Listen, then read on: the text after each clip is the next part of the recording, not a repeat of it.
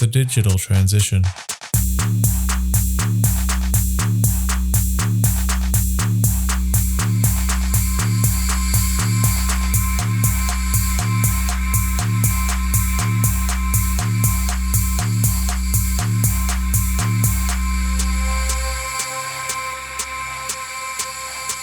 The Digital Transition, a podcast series created to assist those tasked with implementing digital strategies, where we will share our knowledge and experiences to support you in your transition. Welcome to The Digital Transition, powered by Bond University's Building Information Modelling program. I'm your host, Nathan Hildebrandt, and today I'm talking with Dominic Martens from John Holland about BIM uses in construction. We'll talk about the benefits of implementing BIM processes for contractors and the flow-on effects for asset owners. But before I start my interview with Dom, I need to talk to you about our exclusive sponsor. Bond University are leading the way in BIM education in Australia through their Master of Building Information Modelling and Integrated Project Delivery course. They also have micro-credential offerings. Now, these courses were the first and remain the only university courses to be formally accredited by Building Smart Australasia. And they were also recognised internationally with a special mention for leadership in the Open BIM in Education in the Professional Research category in the 2020 Building Smart International Awards. To learn more, head over to the Bond University website via the link in the show notes to learn about their educational offerings. So let's get on to the conversation with Dom. So thanks very much for taking the time to talk to us today, mate. No problem, mate. It's probably been a long time coming for us. It has indeed. But, mate, for those that are not aware of who you are, can you tell the listeners a little bit about yourself in terms of the journey that you've had? Yeah, so a bit about myself. I'm Dominic Martens. I'm currently the Digital Engineering Manager at John Holland. Previous to this, I worked as a BIM Manager for Silver Time Assembly, or the Technology Leader, I think it was. Titles, basically the head BIM Manager at STH, and that was a health firm. But if I go back all the way to the start, basically went and worked for CarolCAD and doing content creation with Mr. Mass Shields, and I think he's still there to this day. So that's credit to him. And so we went and created manufacturer content, went and taught Revit, went and taught content creation, went and did that and had that whole feel. So I knew the Autodesk platform and the Autodesk realm quite well at that point. From there, met Ben from RGS, Ben Fox, if anyone knows that. So he was doing content creation for CarolCAD and back in the day, and then for design content, and then he started winning work on his own. He met Luke. Ben created IGS, and then Luke came along and joined Ben, and there was that whole dynamic. So I've known those guys for a very long time. I've been good friends with both of them for a very, very long time. From CarolCAD, I met the guys at Hassel, and basically at Hassel, we had Toby, Maple, Steve Fiorio. We had some really key players in the market at the stage that I didn't really know, but also learnt a hell of a lot off those guys and just how they went about their work ethic, but also their knowledge, how to play the big architectural game as well. Worked at Hassel for 4 years in Sydney, then moved down to Melbourne, the design technology team, went from content creator to technology to trainer to a bit of everything. From there, went and worked at John Wardle for a little bit, then went and worked at IGS for couple of years, 4 years, I think. And then from there, they transitioned to Unify. We helped sell Unify, the platform, and then we were doing content on demand for some of the large architectural firms over there, but also for manufacturers' content. And then, went to work at STH. And then from there, basically worked at STH as the digital technology leader, and basically controlled a lot of the outcomes and vice versa through it all from STH side of things. So they were a health planner, and then got approached by John Holland to join John Holland in their building division, not the tech division, but I can explain all the different sides of John Holland. There's many different sub departments in John Holland, and it's a large company. There's a lot of people. There's a lot of moving plants, but it's very interesting and very exciting to, as I say, work on the dark side, work in construction and enjoy life as such. So Dom, people know quite a bit about John Holland. It's a big name in the construction industry. I guess the key thing would be is, instead of explaining what John Holland is, you can talk about some of the projects that you work on. We're just finishing off Marvel. We did Sydney Football Stadium from a building perspective, doing the joint ventures with the railway, with the tunnels in Melbourne, also the road infrastructure upgrades. There's thousands of projects I could probably mention that John Holland have had some hand in, or we're working with in the terms of teams as a such. What are the key reasons behind the implementation of BIM processes at John Holland? There's probably countless, but in terms of it's kind of how long's a piece of string, right? So when you go back and you look at the NatSpec BIM National BIM Guide, they're probably, I think, upwards of around a dozen BIM processes or uses that they have stipulated themselves. And then you look at other use guides, and you look at Bilal Sakar's stuff, and he has like 100 uses of BIM. So it's how long's a piece of string. But I guess, what are the ones that you see on a daily basis and the projects that you're working on that make that the ones that are kind of almost like a no-brainer? So as soon as a tender comes in, what's kind of some of the things where the digital processes start to take over compared to more traditional ways of putting things together in a tender phase?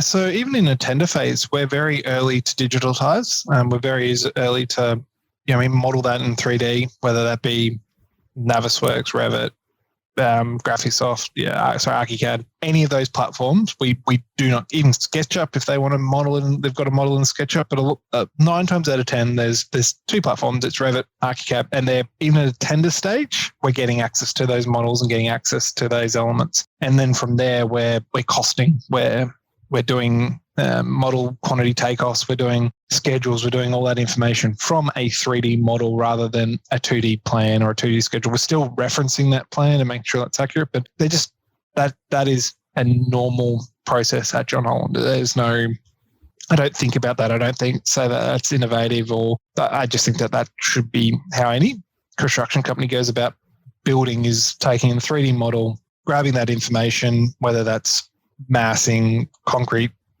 quantity, walls, what the wall makeup is, how it's done as of such, how much timber, how much plaster, how much vinyl, whatever it may be, whatever the quantity is, we're getting that quantity takeoff from a 3D element, and it's providing us a very accurate representation, and also giving us a way better result as of such. But from that, collaboration, I think, is probably the key one that I see day to day. People getting access to the models, and not just a design consultant. I'm talking sub-consultants, subbies as we call them. They're modeling in 3D. They're building off those models. They're taking those models out into fabrication, into shop drawings, and they're pushing that. And a lot of those models are done in Revit again as well. And the thing that blows my mind, and still to this day, I don't get why, but I understand the risk profile behind it. But we'll have design consultants design the building. Engineers go, oh yeah, this pipe's great through here. We'll raise it up here. We'll put this duct here. We'll put this diverter, goes on. And they'll clash, they'll coordinate, sign off for the drawing. Subbies come on board. They take the architectural model, and then it's free game again to re-coordinate all those processes. They'll use the engineering model as such, or the design consultant model as a reference and a guide. But they have skin in the game. They have money associated to this. If they can create that duct cheaper, they can see a better way of laying it out, a better way of designing it. That's going to save everyone money. Everyone is for that. Everyone can, especially time. If we can get a duct run that's straight versus having 10 ups and downs to go over pipes, and we move those pipes, and those pipes, fire pipes or whatever they may be, it saves everyone an enormous amount of time and cost. And so a lot of those key deliverables that aren't in the architectural world or the engineering world in design consultant world as such, or in the subbies world, and working with the subbies, especially within Australia and some of our big projects that we're working on, there's a lot of, they'll start again. They'll take that model and it just, everyone's like, oh, we can collaborate. We can do this, we can do that. And it's their risk profile that they don't want to assume the engineers have got it right first time, because 9 times out of 10, they've got it to work, but is it the best solution for that project? And the answer is no. architects come in 9 times out of 10 and they stipulate things. It's like, guys, this doesn't work. Like, we're on site, we've got the duct, we've got the pipe. You're saying that this can go here, and we're saying it can't. Doesn't matter what's in the 3D model, doesn't matter what's anyone's saying. If it doesn't physically work on the physical site, and I'm having that realization with brownfield sites at the moment, or existing sites, sorry. And we have point cloud scans. We have all this data, but it gets into a lot of murky waters is probably the best way to describe it, in terms of, yeah, it's there. Yes, we know where it roughly is. We know where all the existing services and vice versa are. But what is that existing service? It's just a wire. Is it data? Is it power? Is it security? Is it all these different things that a wire could be, and it's shielded and it's covered in dust? No one knows till you go and test it and find the run, and then someone cuts it. Oh, that was the gaming cable for a stadium. Oh, crap. Well, that's important for the stadium. And then you have to go and repair a fiber optic cable, which isn't the cheapest and funnest thing to go do. But yeah, we found it with fire pipes. We found it with everything. So yeah, brownfield sites and stuff like that. But digressing from that, like, that's all standard BIM stuff, BIM coordination, BIM modeling, sharing information. One of the things you talked about, obviously, is the challenges where subcontractors are taking that work that has been done already and starting from scratch. Mm-hmm. Now, that's essentially wastage, right? So the question being, is the client paying not enough fees for the design consultants to actually understand this? Because one of the things that, my father's a plumber, right? So I come from a background of actually understanding the order in which things go together.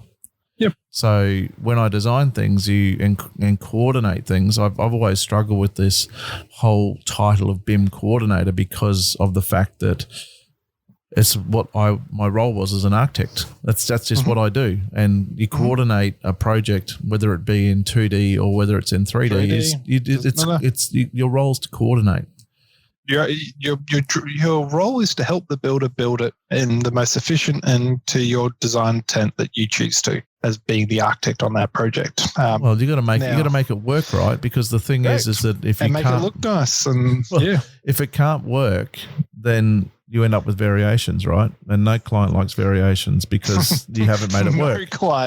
No client has ever said, "Oh, variations are a great word. Let's add 10 of them," for no reason whatsoever. They've always been a heated argument or a very robust discussion about why that variation is and why that cost is incurred. And I've never, in any of the client meetings and from all my history, I've never had a variation just been accepted and been like, yep, that's understandable. Even working with manufacturers, there's always, you've got to explain it. You got to explain it 3 or 4 times to explain it. So having the architect take that on. But then again, I've got a relevant scenario where I have an existing model. I have an existing drawing. Who's responsible for that existing drawing? Is that the architect? Is that the engineer? Is that the subconsultant?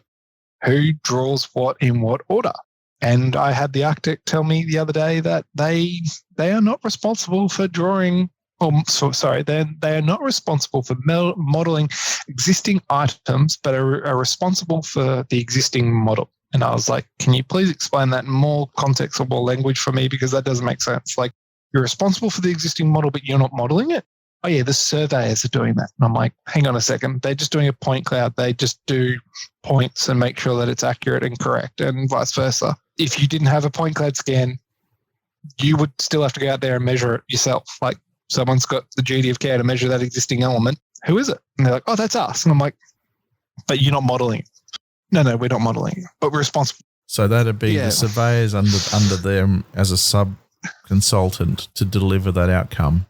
But the subbies are under John Holland as a construction company, so it's kind of... Well, it depends upon the project, right? and there's obviously we could be locked into contractual discussions all day, but the thing that I guess I'm intrigued by, and I could have a conversation with you, but then I could pull out and have a conversation with, say, a tier 2 or tier 3 builder, and the conversations would be polar opposite, right? 100%. But let's say top end of town, and you're talking about business as usual almost now with getting models that you can work from in terms of a newer form of information. Is this BIM or information requirements, because, from my perspective, I kind of have moved on from models as being the only piece of information that's important. Yep, especially I can contest that with hospitals. You've got a whole database of information that you need to incorporate it into that model that lives elsewhere, and I'm a very big driver of separating that information from that model, because you're only tying down that model to that information, and it just is absolutely ludicrous that you would do something like that when you've got database management software programs, i.e. like Drofus, out there in the market that can do that very easy for you and link to the model and be that information piece with inside a BIM. But that being said, that information at the top end of town is readily available.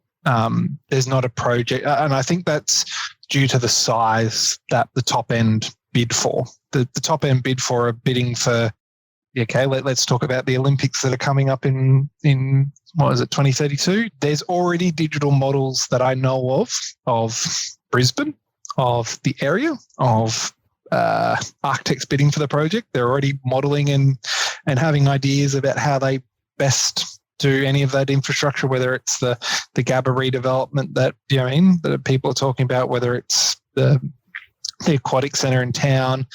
I already know from multiple sources, multiple different people, there's already models being created. So yeah, in the top end of town, information in terms of whether it's a database, the management, even looking at some of the big hospitals that are going on, there is a full database from the health department available there. And you look at New South Wales, big componentry and big driver of Drofus and that database, and that database for every project roughly is there ready to go. And I just think that it's such a nicer way of going about it in terms of where we sit and where the future is going, especially if you start looking at AI, start looking at, automation, start looking at checking, ChatGPT, all these things that can play into it in terms of image generation, that stuff's there ready to go effectively. Now, you're finding that these information requirements are being driven by the asset owners on these projects, or is it still early days and it's still kind of, it's not lonely BIM because people are participating in it, but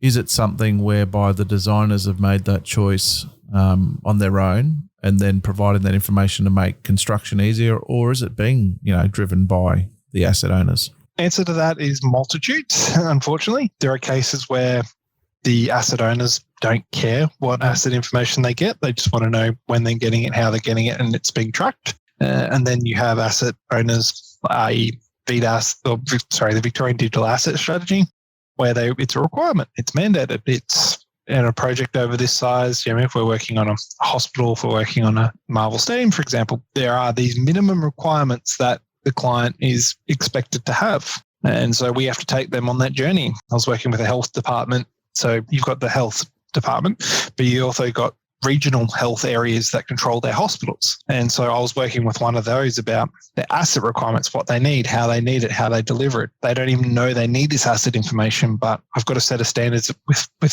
VDAS to run them through this and say, hey, look, these are the minimum viable elements and items and fields you need in each element to get what you need out of it. And then the architect's saying, we don't need to do that. It's just like, but hang on a second. This is what we've signed up to. This is the contract. You always go back to that contract of what we signed. This is the clause. This is the government. This is the project size. Here's where it falls. Sorry, this is the minimum that the Victorian government want us to follow. This is what we're doing. No, not negotiate. Go forth and conquer. And so we get a lot of pushback from that from certain groups. But I've found that 9 times out of 10, the sub-consultants and the people who actually have skin in the game are all for it. They want all that information. They're happy to provide all that information. Before we talked a little bit about, obviously, the challenges in construction and the significant risk and safety that is involved in constructing buildings.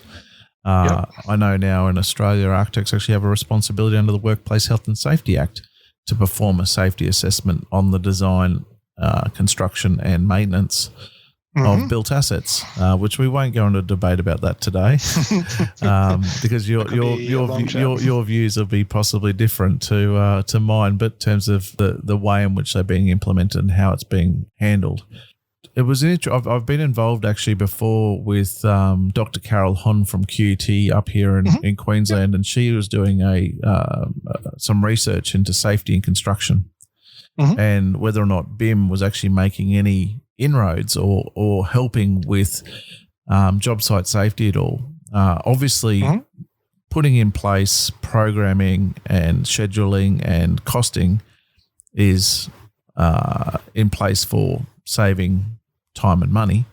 From your perspective, have you seen any other improvements, like from a safety perspective, from that ability to communicate? Yeah, 100%. I think that's probably one of the key drivers in John Holland is safety. We're very risk adverse, is the way I put it. And if we can show them a model at any state, at any construction state, sorry, is probably the best way to describe it, of this is what it's going to be like. This is, here's no wall, here's just an edge. All right, well, what's that edge protection doing? Do you have a railing? Do you have scaffolding? Do you have no-go zones? Do you have harnesses? Do you have to, what is the minimum safety requirement you need for that condition? For us in John Holland, a lot of that's done digitally. Again, I was talking about how to install screens at Marvel. And so we grabbed the 3D model, we grabbed a crane model, we ran through 10 or 12 different scenarios about how to hang that with a crane operator, with the riggers, with the high ropes technicians that were for it all as such. So they were a big component in it as well. And also we do a lot of site walks by drones, which I don't think gets spoken about. So we had some very large prison project in Victoria. I won't mention which one. Very large site. To walk from one end of the site, it would take you almost half an hour, and that's at a brisk walk. And we had different site sheds. And so for our management team and our site team to do a safety walk every day would be a day. It wouldn't be an hour here, an hour there to walk the site. It was several days. So the only way we could do that in timely, safe fashion was doing it via drone and flying a drone around, doing a capture, and then looking over that footage for 20 minutes and then resolving all that and then giving it to each project engineer who was looking after that area or that building complex was done. And so from a management perspective and spending 2 days on site, one, doing a safety walk, two, then talking about all the safety items and critical hit lists that we need to get rid of and fix and update, was done via drone. Still the same outcome, but much quicker because you could fly through it and do it digitally. And then from there, we could then look at the BIM model about, okay, well, this is where, lift 6 is at. And so a lot of our construction sequencing, digitalized, we work out how to do it. Where we've done some tenders where we're working across train station, train lines, and how do we put extra bridges in to accommodate workers? How do we do all this other stuff around certain pour times and lift times? And we've physically done it with buildings in Queensland and in our lift structure. So, but all that's done digitally first rather than, let's just wing it and see. We're very calculated in that safety sense of, all right, how many guys do we need? How much does this weigh? What's our craneage? So our craneage guys are all in digital and BIM and in different platforms. And from there, we're then, all right, where are our people? Where are our people going to stand?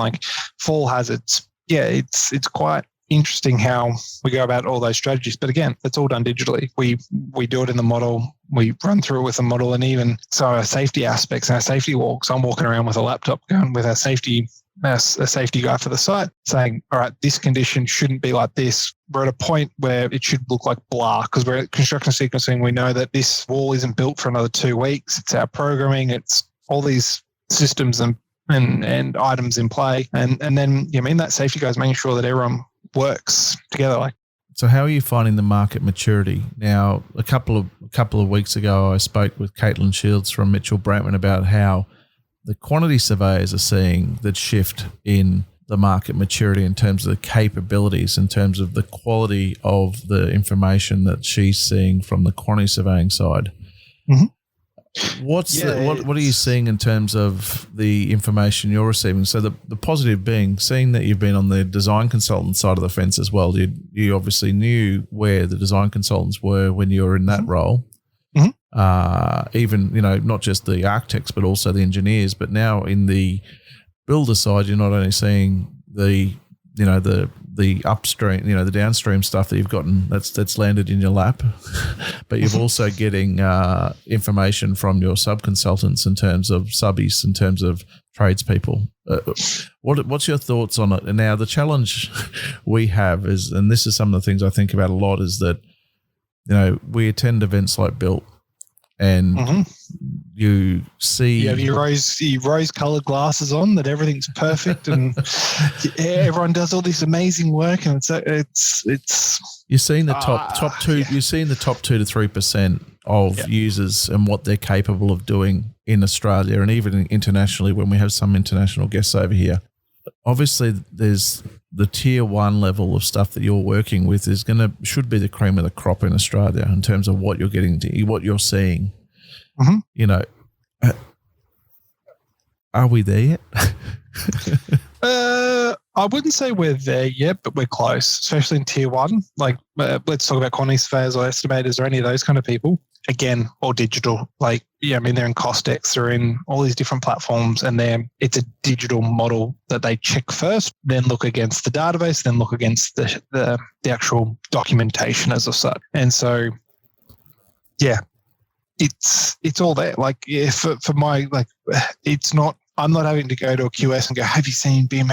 They're coming to me and go, hey, mate, I need this Revit model, or I need this model in this format to do blah, blah, blah. Like, they're, especially tier 1, they're already there. They already know the digital realm. They're already geared up, ready to go. And it's just like, all right, how can we get this information to them cleaner, easier, less work, so we can cost it quicker. We can get the cost to the subbies and vice versa quicker. So we're there, but are we all the way there and all the way in? No, because I can see that there's some areas that are like, they're too old school. I've got a very interesting story of a sub-consultant, a concrete layer on one of my previous projects that I worked with Hassel, that didn't want anything to do with digital, just wanted pen and paper, and we were trying to have a paperless site, which was all fun and dandy till a concreter starts throwing iPads into concrete and you can't get that back, and that's kind of destroyed that.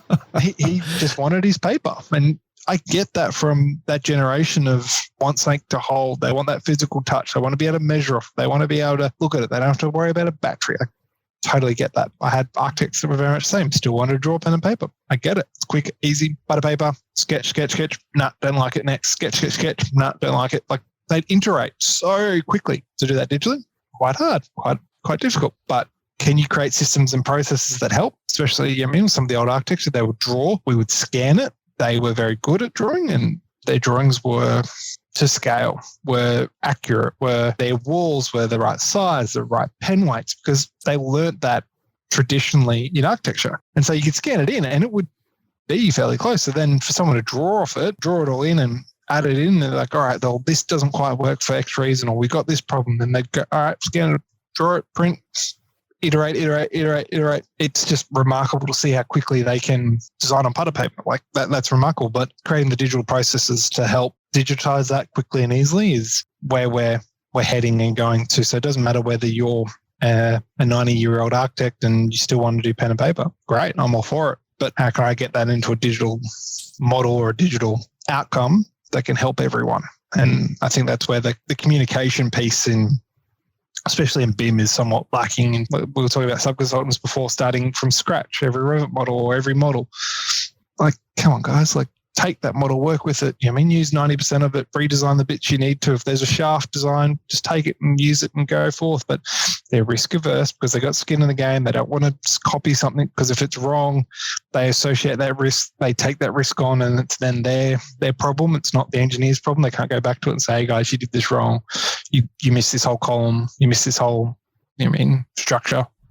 What's going on? So yeah, everyone has a different realm to it. I'd say John Holland, we're pretty close in terms of digital perspective from start to finish. Especially, I look at management. And management. All right, do we have a model? Do we have a drone footage? Do we have any videos? Do we have any capture information like 3D photos? Do we have any construction timeline sequencing? And like, even from my perspective, from a BIM perspective, especially in terms of risk, cost, and finance. Programming. Okay, we were 2 weeks ahead. Now we're four weeks behind. How did we lose 6 weeks in a month? Like, that's humanly not possible, physically not possible. So what's going on, where's that information. So, when we talk about risk, talk about information, a lot of that stuff is still relying on human error and human interaction to have that. And so, when you can eliminate the humans and and just have the raw data, we can all make decisions.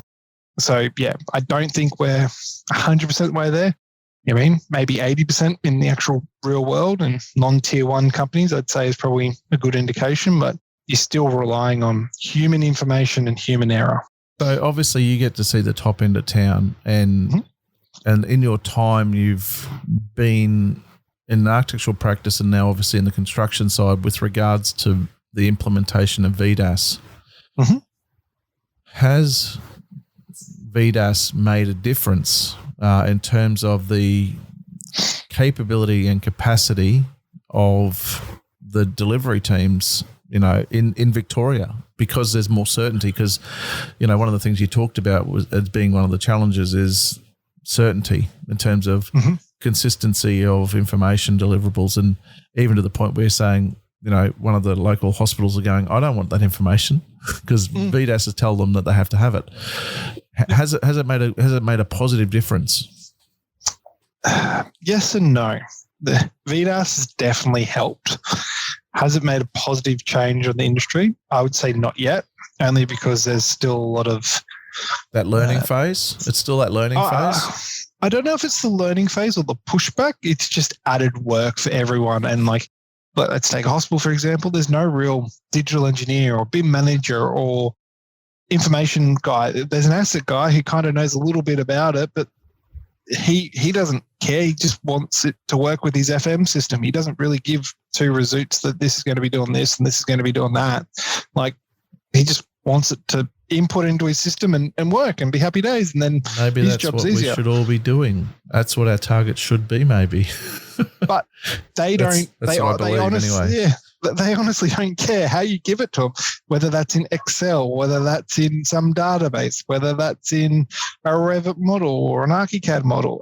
They don't care. They just want the information to work. And 9 times out of 10, they don't care. They're so time poor already. There's not enough people in the world to do all this stuff. And I honestly think that you need a technologist, whether you want to call that a BIM guy or whatever it may be, a technologist in most companies that helps with IE technology, helps with digital transitions, helps with doing a lot of this VDAS stuff. But I find that it helps that we've got VDAS in Victoria. But I look at, other areas, and, I'm originally from Queensland. I spent some time up there recently with my health challenge. You can't go, where's QDAS? Where's Queensland Digital Asset Strategy? Doesn't exist. The government don't want to pay for it. It's kind of like, well, that's a problem. That's a problem in itself, right? Correct. You're about to start all this massive building works with the Olympics coming up. Multi-billion dollars worth. Oh, no, but the agencies do have their own information requirements, but then I do question their consistency. That's the thing that it helps when one consultancy delivers most of them. It does help, but then again, that's a problem in terms of ACCC type stuff, right? But in terms of giving opportunities for more people to participate in the market. But so the positive is that it's kind of almost like, I guess when I think about it, it's kind of like all standards, right? Standards aren't perfect, but at least it's pushing people to swim in the right direction, right? Yeah. So, and hopefully there's parameters within the VDAS strategy that enable reviews and updates to that strategy so that the things that are pain points right now can get adjusted back to make it a little bit easier. Because when I look at these things, I actually think the designers have it kind of easy, right? Because even in the old days, how funny is that? It's what 99% of the industry is still doing anyway, right? So they produce a set of drawings, they produce a specification, they produce some schedules, and they hand that over to the builder, and then the builder has to build the building, and then based upon this very ambiguous NatSpec clause in the preliminaries, it says to deliver some maintenance manuals in A4 or in PDF format, right? Mm-hmm. That's still going on. Yep. How good is it going to be when there's more stipulation as to what that needs to be handed over? So therefore, is that benefit. And the contractors then have the child. It's hard enough getting a maintenance manual out of a contractor right now. It takes them 12 months. By the time defects liability is over, here's your manuals. Yep. Now there might be other processes that tier one builders have in play right now, which I'm not aware of that you guys might have in place. Which it's more of a broad blanket statement, which is kind of not the most appropriate professional thing to do. But you guys are at the challenging end when it comes to delivering the information, because the architects their role is essentially to just provide placeholders in models or databases that you guys in construction and the subcontractors, because the subbies then need to deliver all this information rather than just a PDF like they used to. Mm-hmm. It's like, you got to deliver 20 properties and it's got to get filled into this Excel database. Yep.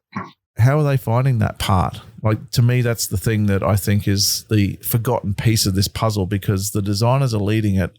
You said designers aren't paying any attention to safety in terms of how you got to build this stuff.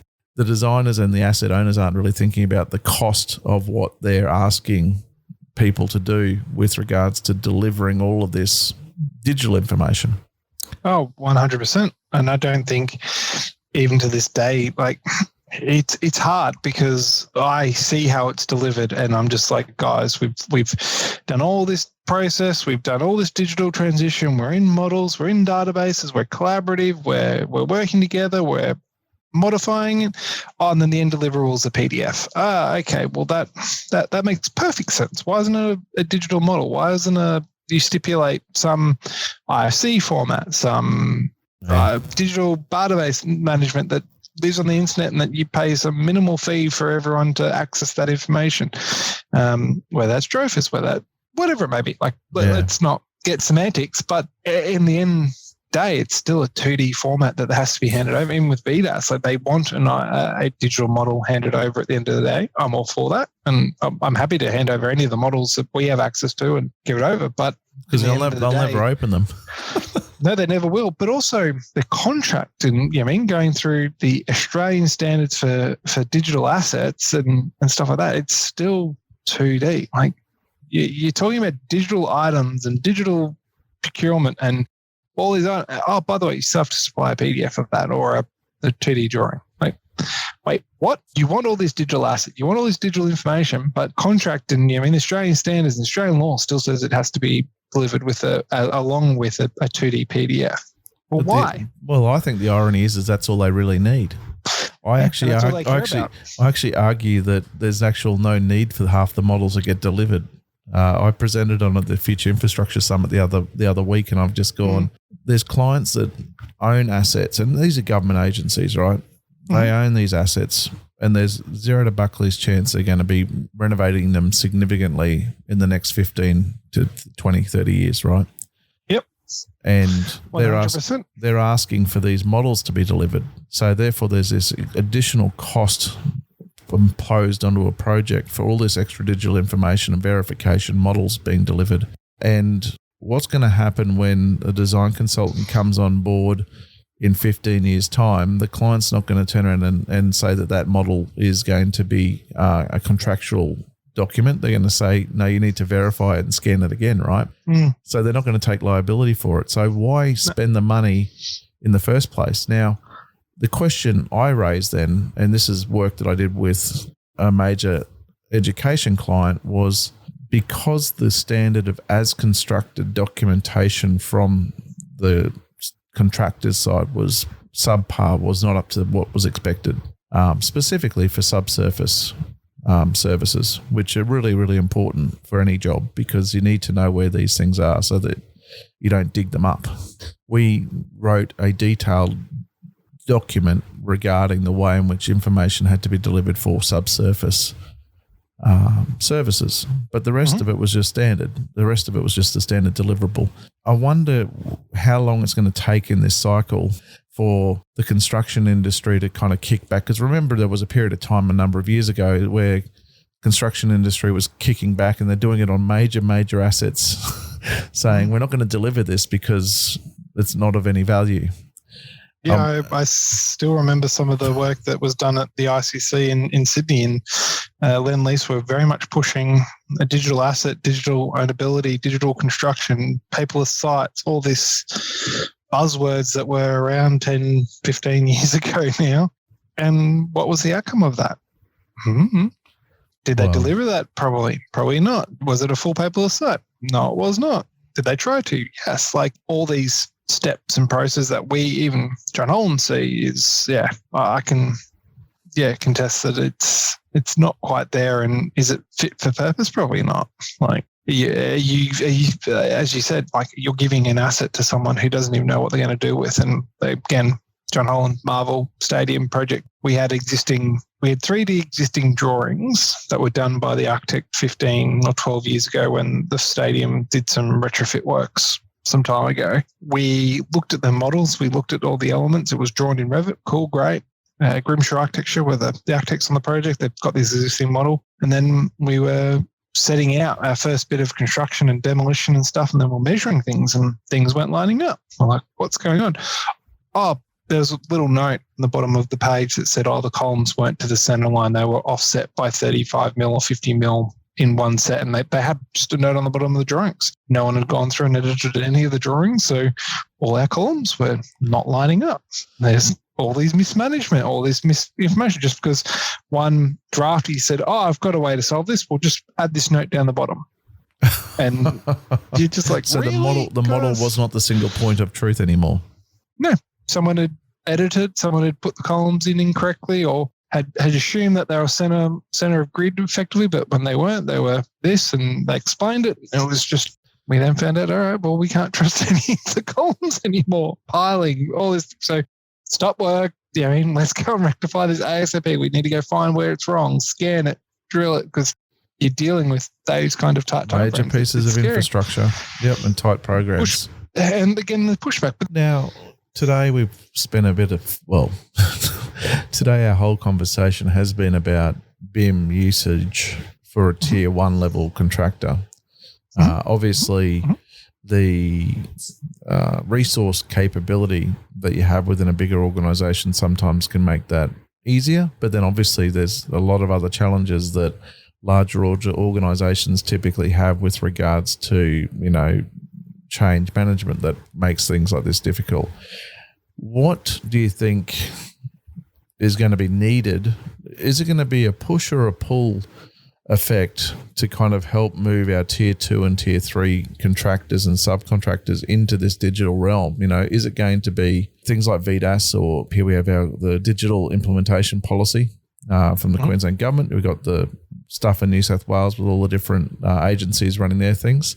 Is it going to be the government driving this forward, or will these contractors, is it going to be that they're going to be able, are these tier 2 and 3s going to go, in challenging times, we've now found these processes to make our tenders more competitive. We've found ways to do things quicker and safer because of, because of using this technology to find these things. Is it going to be the government or the builders themselves are going to find it? Yeah, that's a hard one to answer, because I could see it playing out both ways in terms of from a push and from a pull perspective. I can see the government's pushing on it, but I can also see a pull from the tier 2s to get the efficiencies out of it. Which would be smart, right? It would be, but I think it's the problem that I think we currently sit is that we sit between, if you look at the architectural workforce at the moment, there's a big gap, I'd like to say. There's no one, we've got a lot of very old senior architects who know building, who know design, who can draw immaculate drawings, hand drawings. And then you've got this younger generation coming through who are so quick to iterate, so quick to run a grasshopper script, to give them 50 different options, because that's the way they were taught conceptual design and iteration, and to push-pull sliders and all that fun stuff, that they miss the fundamentals of what makes a building nice or look good or stuff like that. So I can see it being pushed and pulled from both ends, but until you have a standard framework like VDAS or the Queensland Digital Planning guidelines that they put out, or the rules that they've put out as such, until you get that kind of framework. But I don't see it till you do something like PAS 1192 where you mandate it from a government perspective and a digital asset. But I could also see it from, I think about this whole life cycle scenario quite a lot at John Holland, because we live in the construction FM world so much. But I could see the day and age where we all have tablets and it's augmented reality and you can see a building's floor plans and scope and all that information, how you conceptualize all that data and have all that data. Like if you put really good information in, you're going to get really good information out. And then that's driven by both ends of both, the government agencies mandating it, but also the younger generation wanting it because they can then plug that into their models. And as I was saying to you about the Olympics, there's already digital models of the Brisbane area, those models that's already been captured and is getting ready to have optioneering in digital engineering from many perspectives. So Dom, we've talked about where the construction industry is at today, and we've kind of gone through the challenges that all the different tiers are facing right now. But let's talk about the future and where technology is heading that could assist not only, I guess, the construction industry, but also the architects and engineers and even the owners of assets. I'm a big fan of ChatGPT and the stuff it can do, because it can take something very simple like meeting minutes. I'm a very good note taker in terms of my meeting minutes and understanding what's going on, who's sitting what and doing stuff like that. But if I gave that to you, Nathan, you wouldn't be able to read it. You wouldn't be able to understand what the F is going on, because it's all in my handwritten jargon. It's quick, it's fast. But for me to issue those meeting minutes takes days, just because 1, time poor, 2, don't have time to go back and reread it, 3, type it up, do all this stuff. But what I've been finding is that if I can take those notes digitally and like just type them up as I'm going along, I can then use something like ChatGPT to take the meeting minutes, create all the tasks, create all the communications, have any questions, and then formulate that into a thing. So I just grab my dump of crap, push it in, it understands my jargon, and it spits out a well-written document that's taken me maybe 10 minutes worth of work to do. And it saved me several hours of rewriting meeting minutes that no one loves to do because it's just crap, but we need to do it to progress the design, progress the building, progress the progress along. So yeah, stuff like that. Like I can see it replacing people. I get that. But if you embrace that technology, mate, you're going to be 10 leaps ahead. Like I've already got my ChatGPT doing some fun, weird, funky stuff for my own personal use and use cases. Like I don't push that on anyone. I'm free to do it, but it can write some pretty interesting stuff. Like I do a lot with databases, a lot with Excel. I struggle to remember all the formulas and syntax and how to write this to get that. Ask ChatGPT, or how do I get column A to column B to have revenue, and then it will spit out the formula that I need to run. And hey, it's right. Well, great. Well, that saved me 20 minutes of looking up YouTube videos on how to do that syntax and not to be actually right. You can feed it in and ask it. And it's definitely the way of the future in terms of how you get that information. And even like a lot of the times information stored in people's heads in projects. Like how do we go to you got to ask Joe Bloggs. He's on the site. He knows all about concreting and reinforcement and he's your go-to guy. Go talk to him. It's just like, well, isn't it captured in it? No, it's all in his head. Just it's easier. He's the guy. Go talk to him. It doesn't work. So having to be able to capture his knowledge and information online somewhere, and then getting ChatGPT to feed in that information, you can then ask, hey, how do I do reinforcement with blah blah blah blah? He already knows you're in Australia, knows your building code, knows your laws, knows the site, the information to then give you, hey, here's the answer that you actually need, rather than you having to talk to this bloke to get to this bloke to then get to the actual answer to then waste a day on something that should be a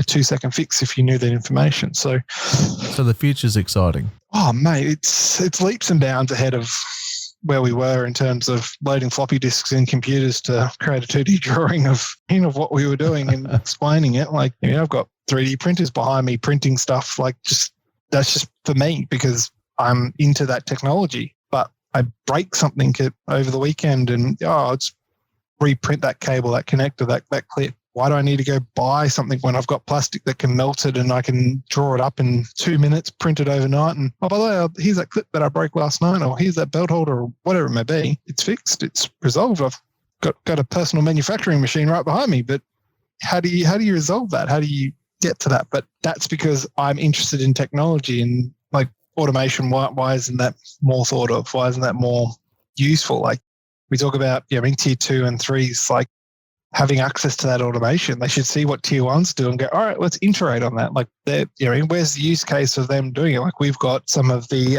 robots. What are they? It's called Spot. You got a bit of Spot action going on. I got to meet Spot the other day.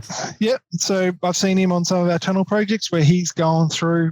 It's a train track effectively, and he's going through scanning it, taking photos in a 3D camera of what he's doing, and so that we can scan it, we can digitalize it, we can understand the process of it without having to send people into dangerous spots like mining, all that kind of stuff. This is brilliant. This is exactly where technology should be going.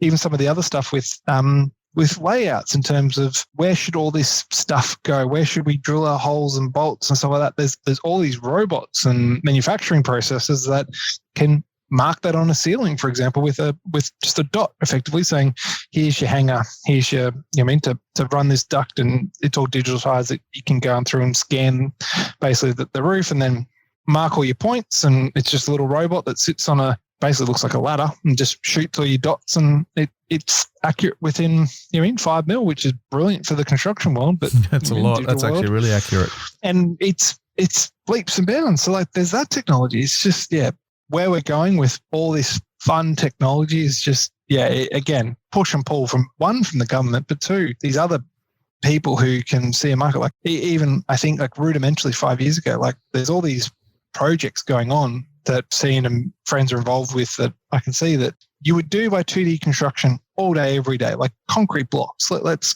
talk about that for a second. But you've got like, if you look at it, construction blocks that are so simple and so easy, but are so complex that you're creating elements that if you didn't have it in a digital realm, golly, like you're going to be throwing out so much waste, so much efficiency. Like we're drawing these blocks and these highly complex elements in digital realms to save everyone cost of money. And yes, they're paying the people I know very handsomely to do this, but they get such a reward out. They get a full Rio schedule, for example, full quantity takeoff. They know the exact weight of it so that if they're doing lifting and craning, it's correct. It's not, what does this think of? It's not guesswork. It's digital information. And they're not coming from the tier 1s. Tier 1s want it, but tier 2s and 3s and everyone below that are doing this work because if they carve out their little niches as such as, there's numerous avenues to go down that route and to digitize and to do a lot of stuff. Yeah, it's quite crazy. So Dom, thanks very much for your time today. And I have one final question, and it's the one that I ask all of my guests. What does BIM mean to you, considering the journey you've had? Yeah, that's a hard one for me because for me, BIM's a process. It's not. Well, that's the answer. It's not one thing or one thing. It's a process. It's about how you do something and what tools you use to do that something. And so, like for me, John Holland, we don't call it BIM because we do infrastructure and blah, blah, blah. We can get into that conversation, but it's digitalizing the 2D methodology of what we were doing 20 years ago. Pen and paper. Yep, cool. Then we went to CAD. Now we go to 3D, and that whole process is let's call it BIM for now sake. But it's a process still. It's still digital revolution. You should. I hate the word BIM. I just think it's too close to BIN, BIN, that people just don't understand it. Like I talk to friends and family. What do you BIM manager? What's that?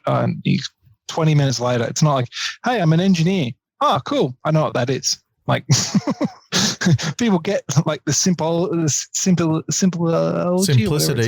Simplicity. That's the word. Oh, I think maybe the problem is because most people can't explain it properly, and that's why we don't have the implementation as well as we can get it done right with the change management piece, right? Yeah, but also some people it doesn't matter how many times you explain it to them, they just still don't get digital technology. Like they think pen and paper. Like if I try to explain this to my grandparents, they're going to be like, okay, you work on computers. Cool.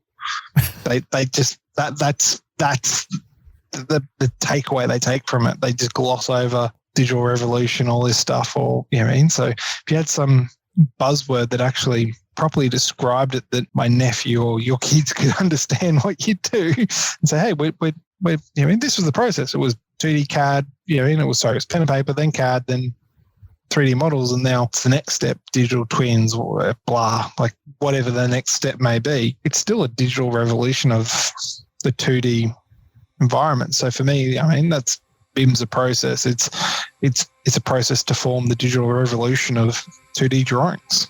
Thanks once again for your time today, Dom. Nah, no problem, bud. So for more information on Dom and John Holland, please head over to the podcast section of the Skewed website for further reading. I look forward to sharing our next podcast with you in a fortnight's time. Until then, good luck with the digital transition, powered by Bond University's Building Information Modelling program.